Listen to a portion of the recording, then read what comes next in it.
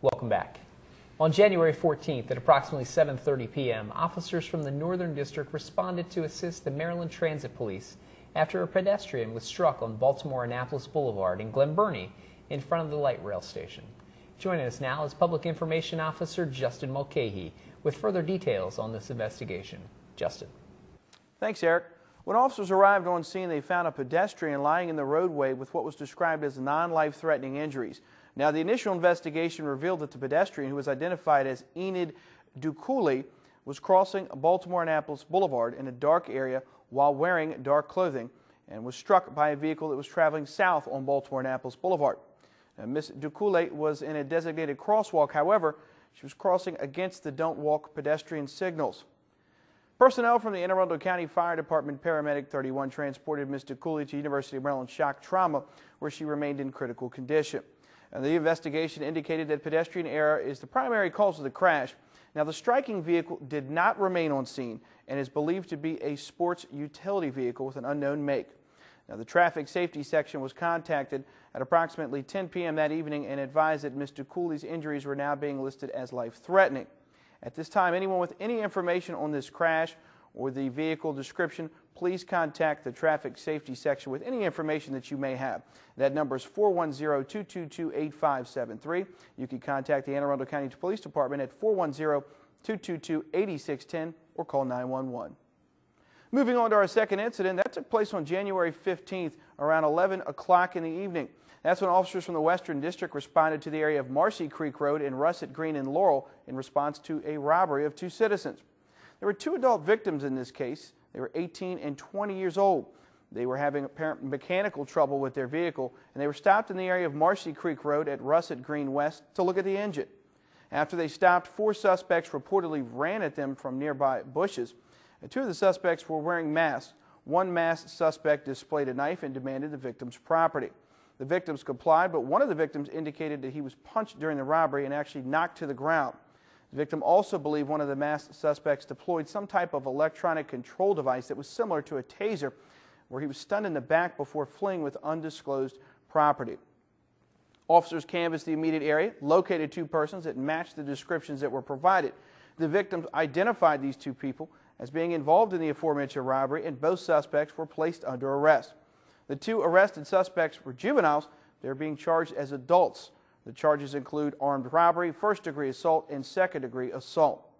At this time, the investigation remains very active, and detectives are trying to identify the remaining two suspects and locate any witnesses. Anyone with information is encouraged to contact the Western District Station at 410-222-6155 or contact the Police Department at 410-222-8610 or call 911.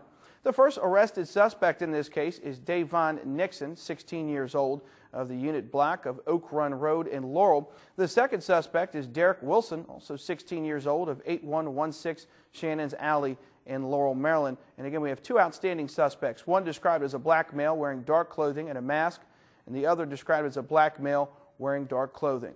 As always, folks, if you have any information on anything we mentioned on the show, don't hesitate to call, email, or text your tip to Metro Crime Stoppers Hotline. That's available 24 hours a day, toll-free. The phone number, that's 1-866-7-LOCK-UP. Now, you can text message MCS plus your message to crimes at 274-637. The third option would be to visit the website at www.metrocrimestoppers.net. Remember, phone calls are not recorded and callers remain anonymous. You might be eligible for a cash reward of up to $2,000. Back to you, Eric. Thank you, Justin. Last week, Pam Jordan from the Department of Aging and Disabilities brought us news about a disability forum planned and sponsored by Anne Arundel Women Giving Together. This week, Pam joins us again reporting from the event. Pam? Well, thanks, Carla. Well, I'm back to you this week again from Woods Memorial Church in Severna Park. And you might remember last week we brought you information about a special event coming up sponsored by Anne Arundel Women Giving Together. So tonight was the event, and this was a forum on disability issues. And my guests again, I'm very pleased to have Bronwyn Belling, and welcome back to the show. Thank you. It's great to be back with you tonight. Now, for those people that weren't with us last week, could you tell us a little bit more about your organization? Of course, you're the president of the group. Sure. Anne Arundel Women Giving Together is a new women's giving circle. We're just reaching our 5th year of membership and organization, and we pool our funds collectively and make grants to nonprofits in the community to help improve the quality of life for women and families here in Anne Arundel County. And that's just a wonderful mission. And of course, despite the bad weather today, you got a lovely turnout here tonight. That's right. It's always a challenge to get to meetings in the evening in the winter, but we had a great turnout and a very provocative discussion, a conversation about helping helping residents of the county and their families and advocates identify support services in the areas of helping people with disabilities. Excellent, excellent. Well, thank you. And also joining me again is Joanna Clark. Welcome, Joanna. Thank you. I'm happy to be here. Now, you were the moderator this evening. Why don't you tell us a little bit about some of our panelists that we had? Yes, we had Mike Drummond, who is director of Arundel Lodge and provides mental health services to adults. We had Vicki Callahan with Opportunity Builders, and they're also vocational service for developmentally disabled adults. Right. And we had Laura Sheehan Carr, who is chair of the local ARC for this county. And Kathy Purple Cherry, who is a parent and a great advocate and has a lot of experience in this area. That's wonderful. Those are all great names in this field and are big advocates for individuals with disabilities. That sounds like an excellent panel that we had. I think it really was, and the discussion was great.